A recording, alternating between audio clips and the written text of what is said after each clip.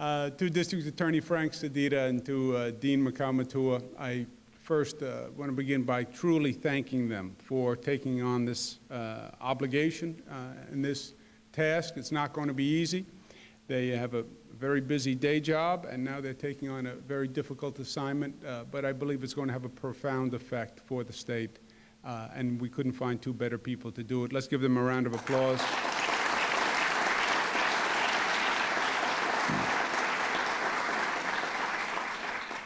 Dr. Satish Tripathi said to me, if I come back one more time in the next month, he's going to charge me tuition. Thank you for having me once again, and don't charge me tuition. Dr. Tripathi, thank you for your leadership.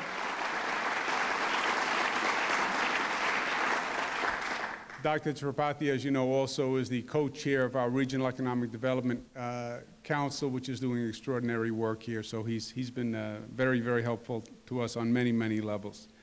As you heard from the district attorney and the dean, we're here to talk about the Moreland Commission, hence the law school. Moreland Commission is an important act, 1907. Gives the governor of the state of New York an ability to set up an independent investigations commission to investigate executive functions of executive agencies. That's the legal rationale for what we are doing and the reason for being in law school. But it's actually simpler than that in many ways. It's about trust, and it's about people's trust of government. And any relationship is only as good as the level of trust.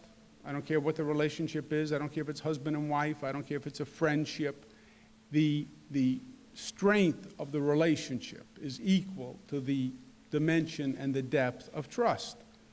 And the citizens' trust in this state government has been shaken for good reason. First, they start with a healthy cynicism towards government and politicians and politics, which is built up over many, many years. And there's been many situations and scandals and situations where government is disappointed and government was unethical. So they start with a cynicism, and then we went through a period of about 4 or 5 months recently where almost every week they picked up a newspaper and they saw another legislator getting into trouble, charged with wrongdoing and indictments, some really terrible things, legislators accused of sexual harassment of staff members, young people who went to the state capitol to serve as interns being sexually harassed, on illegal acts, unethical acts, and literally a whole string week after week after week. And you can feel it all across the state, but people just now look towards Albany and they're not sure who that government represents, if they want to have an association with that government, and their trust is shaken for good reason. We want to restore the trust. Why? Because I want that relationship intact. So how do we do it? I first proposed a comprehensive set of laws that would reform the system from beginning to end. We put forth a Clean Up Albany package to the legislature that changed the way we finance campaigns, reduced the contribution limits, took the money out of politics, a public financing system, new ethical guidelines, new laws to make it easier to prosecute politicians who actually did the wrong thing and broke the law, an entire reform package.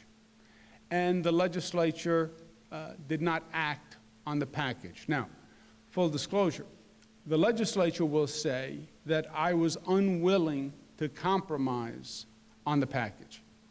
And usually the legislative process has compromise to get something done. I plead guilty to that offense. I was unwilling to compromise this piece of legislation. Not that I'm unwilling to compromise as a general rule, even though my daughters would say I am somewhat uncompromising, but they're biased. On this one, I was unwilling to compromise. Why? Because I was not going to compromise the Clean Up Albany legislation. Because if we had compromised it and watered it down, then it wouldn't have had the purpose and the effect anyway, because people wouldn't have believed that that was a new system that was actually going to change. So I was unwilling to compromise. And I said to the legislature right up front, as you heard from the district attorney, there's option A and option B, right? Life is options. Option A is you pass the Clean Up Albany legislation. If you don't pass the Clean Up Albany legislation, option B is I'm going to appoint a Moreland Commission, 1907, legal ability, and they're going to clean up Albany. So either you can do it with the legislation or they can do it through a Moreland Commission. Legislature didn't act, I didn't compromise, and we are setting up a Moreland Commission. I don't think people expect that their government is going to be perfect. I don't believe that they think politicians are perfect people. They know there are no perfect people. This is humanity, and we are fatally flawed creatures, and we make mistakes, and we ask for forgiveness. So they get that.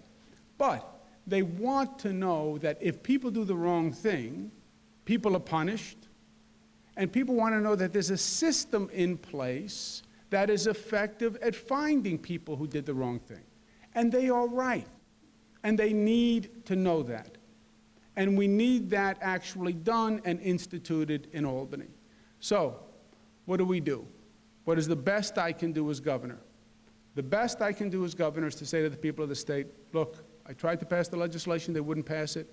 I'm going to invoke the ultimate power I have, which is the Moreland Commission, and I'm going to put together a group of the best and brightest law enforcement officials you have ever seen assembled, period, in the state of New York.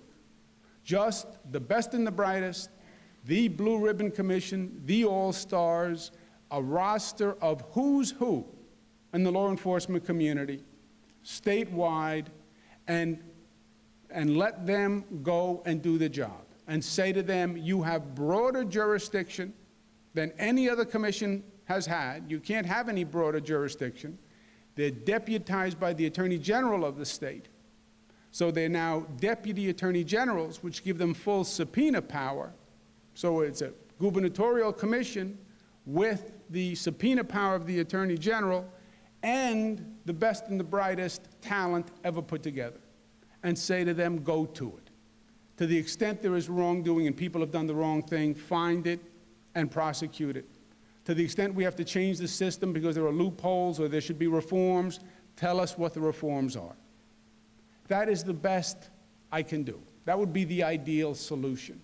And that is exactly what we are doing. This is a Moreland Commission with subpoena power, with the best and the brightest statewide.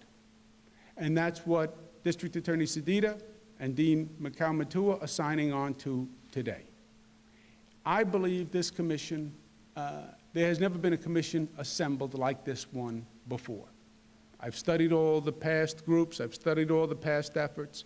You've never had a group with this talent and with this power. And I believe it's going to go a long way towards making the people of this state feel rightfully that they have a government that they can trust. If this government has something to hide, this group of people is going to find it, and they're going to expose it. And that's what this is all about. If there are reforms that we have to make, this group of people are going to tell us exactly what it is. Now, let me tell you as a last point what this is not. Well, maybe the governor's doing this because he thinks all politicians are crooks. No. Actually, the exact opposite. I work with the members of the legislature. I know many of them personally. These are overwhelmingly good people who go into public service for the right reasons, who work very hard and do the right thing. And I believe this is really about the proverbial bad apple spoiling the bunch. And everyone is now getting painted with a broad brush, and everyone is tarnished by the bad acts of a few. And I respect the legislature as a group, and they have done good work. We have produced for the people of this state. Well, maybe because the governor thinks the government is bad, and the government is corrupt, and the government is negative. No, actually the exact opposite. I have tremendous respect for the institution of state government. And I have tremendous belief in the state government and what the state government can do. I've seen what a good government can do. I want to restore the trust because I want to increase the ability and the capacity of government, because the distrust is the limiter. If you had more trust, you'd have more capacity. And I believe inherently in the capacity of government. And I believe we have demonstrated it. Look at the difference we've made in the past 2 years, because for many years we didn't have a functioning state government. And just look at the past 2 years and look at the difference that that state government can make in people's lives. Passing the budgets on time, turning the economy around. Look at what we've done in Buffalo. Look at Peace Bridge. Look at UB 2020. Look at what the Economic Development Council is doing. Look at the cranes in the sky that are actually building once again in Buffalo. You can do great, great things. Government is not the enemy. You know, government, we talk about government like it's an alien being. The government, the government, the government. No, the government is us. The government is just when individuals can't complete a task as an individual, you appoint a committee. And the committee is what we call government. And we appoint people to the committee. And we want that committee to succeed, because if that committee succeeds, we succeed. And if the committee doesn't succeed, we don't succeed. And if you don't believe in that theory of organization, then you're limiting us and you're condemning us. And I don't believe that. I believe this state has the best collection of assets, the best workforce, the best history, the best healthcare institutions, the best educational institutions. I believe our future is limitless when we come together and when we work effectively. And that's what government is. And I want every person in this state to have that same confidence in government that I have. And I believe this commission is the vehicle to do that, to restore the trust by telling the truth. It always works. And that's exactly what this commission will do. I thank the district attorney and I thank the dean for taking on this responsibility. Thank you for having me.